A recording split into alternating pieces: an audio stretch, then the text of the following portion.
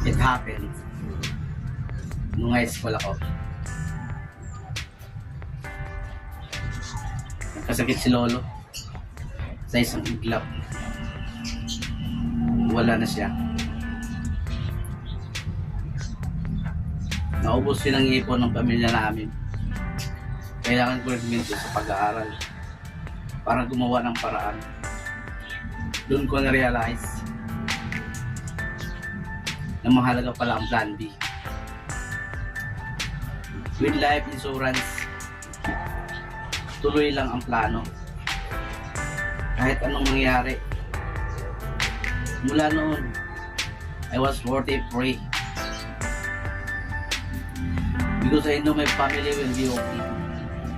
NBD life, madali lang. There are financial advisor and all video branches and will be always okay. Fight, protect me and family. Ikaw, may plan B ka na ba?